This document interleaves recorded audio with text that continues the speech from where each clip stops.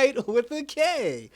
Episode 2, Summon the Suit.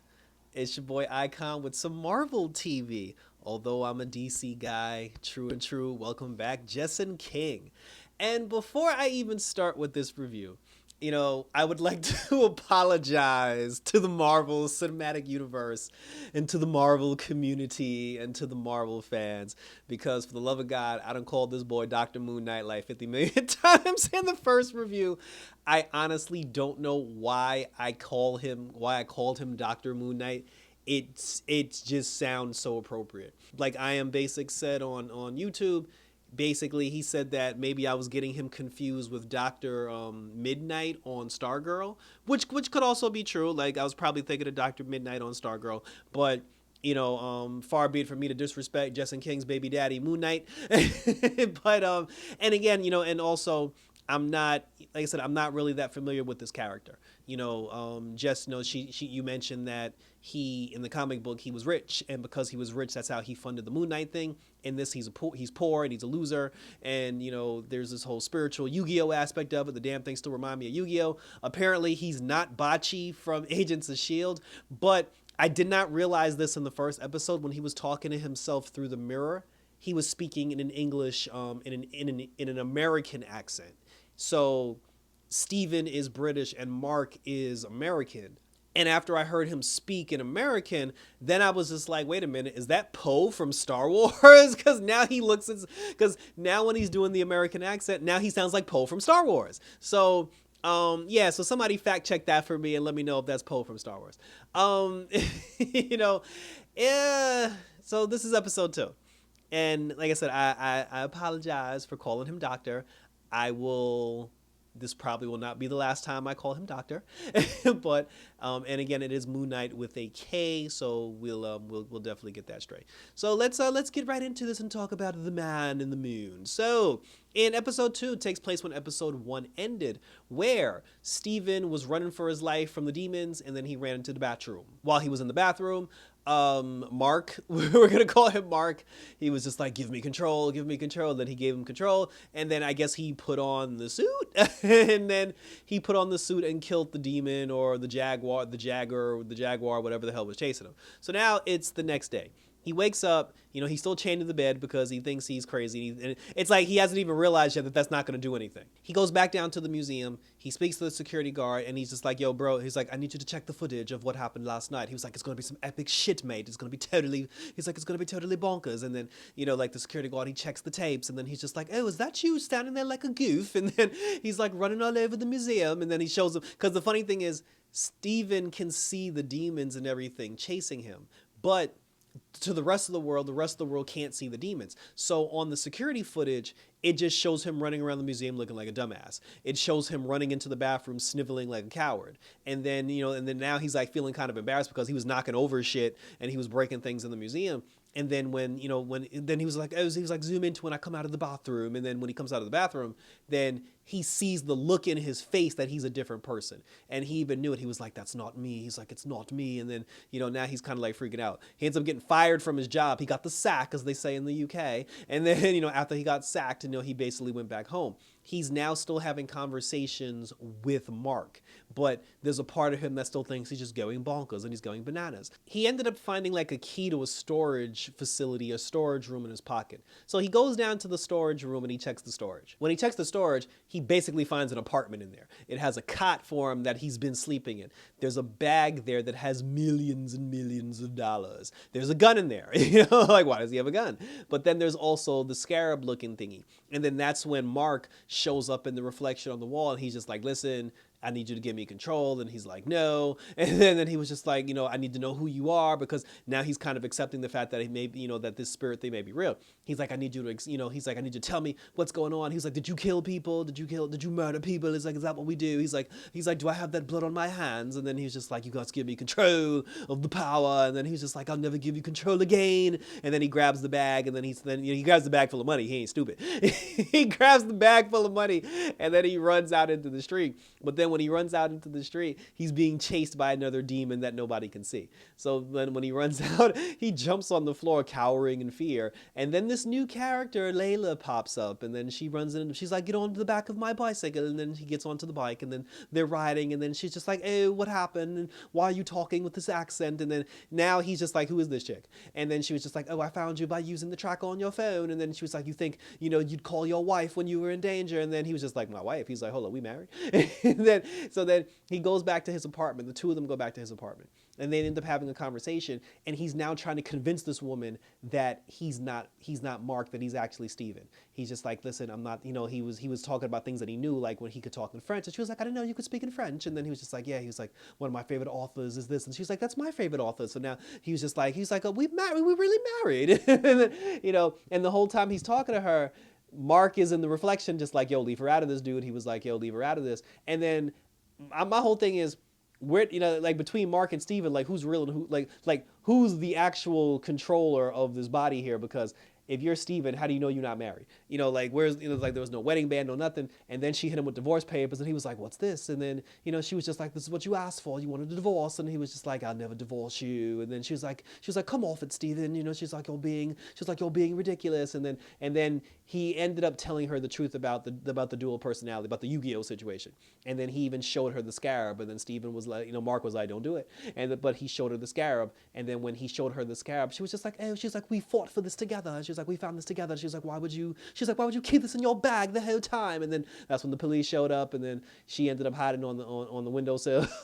But she had the scarab, and then the police snatched him up and they took him to the police station. But instead, they took him to Ethan Hawke's, like hideout. So then Ethan Hawke is talking to him, and he's just like, look, he said that this whole MoonKnight thing, it's real. He said the whole Mark thing, it's real. And he said that before you, I was the original host. He was like, I was the original, like carrier of the spirit, and I need you to give me the scarab. See, and then here comes the other voice, because like I was saying in the last episode, the voice who was like, oh, is the buffoon in charge? He's like, is the buffoon in charge again? And but that whole person, it, like I said, it sounded like he wasn't talking to Steven, but he was talking to somebody else. And then come to find out, after talking to Ethan Hawke, he basically told him, he said that what happens is there's a dead man named Steven, and there's another monster that looks like the Grim Reaper with a bird face. The Grim Reaper is actually, I guess, like the keeper of the MoonKnight power. Like, he's actually the MoonKnight person. For some reason, he resurrected the soul of a guy named Steven and put Steven into Mark's body so Steven can carry out, the MoonKnight's, like plans on his behalf. So it's basically Yu-Gi-Oh! So there are technically 3 people inhabiting that body: Mark, Steven, and this Grim Reaper ghost-looking thing, and they can talk to each other. It's like, but the Grim Reaper character, like the real MoonKnight character, he's basically just verbal. Like, I don't think he can take over the body, but it would make perfect sense if he was able to take over the body. But Mark is basically the spirit that he resurrected, because he did say that he died. He said that his body was destroyed or something, and he said that he's like, who do you think saved you and put you in this vessel? He's like, now you must carry out your debt, blah, blah, blah. So Steven just happens to be the host. So he's talking to Ethan Hawke, and then Ethan Hawke was just telling the story about, he was just like, yeah, he's like the MoonKnight guy. He was the keeper of everybody who was supposed to get vengeance. And the problem with MoonKnight is that, he seeks vengeance after the crime is committed. But then there was this other demon. He was just like, oh, he was like, my whole thing is, he was like, I would like to kill them before they even get started. And then that's when the Marvel jokes came in. And he was just like, wait, so he was just like, so he's like, wait a minute. So, you kill somebody beforehand, when they didn't even commit a crime yet. He was like, do you kill children? He's like, is that what we're doing? Like, we're murdering young children. And then he was like, is that what this cult is all about? And, but he was just like, I'm not on board with killing children. But he was just like, I need you to give me, give me the scarab. And then he was like, I don't have it. And then he was like, well, who has the scarab? And then his wife Layla shows up, and she's like, I have the scarab. And then they went to go attack Layla. And then Layla told him, she was like, yo, put on the suit. And then he's looking at her like, bitch, I don't know what you're talking about. She was like, put on the suit. She's like, you must put on the suit. They're basically talking about him transforming into MoonKnight, because Layla knows, MoonKnight with a K, that he can transform into MoonKnight. She does, and I find that bizarro that she completely knows about MoonKnight and she has no idea who Steven is. But she was just like, put on the suit. Everybody was like, put on the suit. Even Mark was like, put on the suit. He's like, put on the suit. And then, he ended up, and then when he got knocked out the window, he was like, fine, I'll put on the suit. And like I said, this is where the jokes kicked in, because instead of him putting on the Moon Knight suit so he can go and thwart evil, he had on an actual white suit just wearing the Moon Knight mask. And then there was some bad jokes between him and Mark. We know he was just like, yo, we look ridiculous. And then somebody was just like, oh, who's that well-dressed buffoon? Because he was fighting the demons at that point because Ethan Hawke had sent the demons after both him and his wife, in order to get the scarab from him. So, but people in the street, they just see him swinging at the air. He's not actually like fighting anybody. So to them, he just looks crazy. But despite the fact that the people can't see the demons that he's fighting, they see the fact that he's now wearing a white suit and he's wearing a white mask. Layla ended up throwing some dust at the demon, and then she was able to see the demon's face. But then, they said, but then after that, like, he punched him, like he had punched the demon. He was like, because he didn't want to give Mark the control over the body. But then finally, he was just like, I will concede control. He was like, I'll give you control of the power. And then, Mark took over. He changed into Moon Knight. I almost called him Doctor. He changed into Moon Knight. He whooped everybody ass. And then, the next day, Mark went back to his apartment. I forgot what happened to Layla. Layla disappeared after that. And Ethan Hawke has the scarab. So, but then Mark wakes up, and then now the situation has reversed because before it was Steven being control of the body here in reality, and Mark was the spirit talking to him through mirrors and reflections and everything. Now it's reversed where Steven's the one talking through the reflections and Mark is the one taking over the body. And Steven even said, he was like, give me back control. He was like, I don't want this. He was like, I don't want to do this. And he was like, you have no choice. He was like, I must take care of my debt, before I can release your vessel and then you can have your body back. And then I forgot what happened to Layla. They never said what happened to Layla. But, and then like some conversation took place, between the Grim Reaper, Moon Knight Ghost, and then, and then between Mark and everything. And then they woke up, Steven woke up the next day. And I believe it was still Mark. When Mark woke up, he was just like, because Mark and the spirit actually had a flat out conversation. And then when he woke up the next day, he was just like, he was sitting on the floor. He was like, and he was like, where do you think we are? We're in Egypt where we can decipher the power of the scarab and all I survey. And all I'm saying, that's how the episode ended. Thank you for tuning in. All I'm going to say is between the whole thing with how he even got control of Steven's body to begin with, Ethan Hawke being the original Moon Knight vessel, him being married and having a wife who helped him find that scarab. I just need an origin episode because they're throwing too many things at us. And I'm tired at this point, I'm tired of trying to decipher and pick up the pieces. Give me a freaking origin episode. Tell me who Steven was before Mark took him over, how the whole spiritual thing got involved, him and his wife, how they got married, how they got the scarab to begin with, and how he obtained the power. That's what I want to see. And I will say this. And once again, I do apologize for completely butchering this character in this in the season, in the episode 1 review. But Basic had put in a comment about Moon Knight being Batman-like.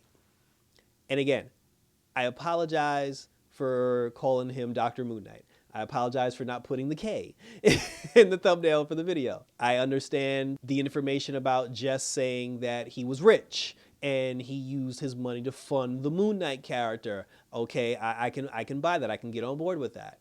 But one thing, and the fact that so far it does seem he is pretty cool so far. I can't deny that. He got some pretty cool tricks and everything. He even killed a demon in the episode, so that was cool. But one thing you will not do, you will not refer to him, compare him, or in any way, shape, or form say that he is in any way, shape, or form, even to the smallest degree, the Batman. How dare you?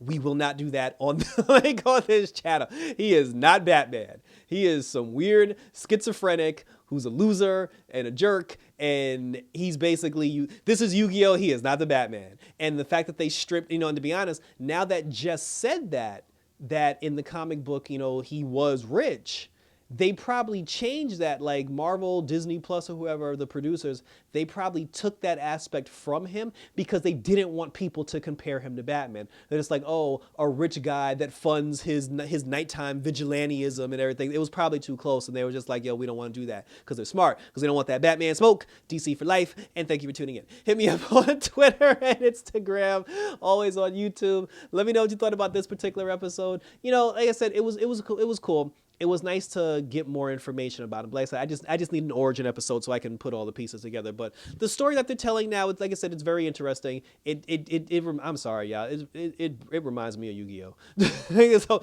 but I am interested, and we will continue to review Moon Knight as we go on. So that was it. Check out my other reviews because I got the Flash on the channel. Young Justice is back, baby, and we still got about 3 more weeks before the return of Superman and Lois and Naomi. So thanks for tuning in, guys. So till next time, put on your suit and obtain the power for Moon Knight. And about this, bitch.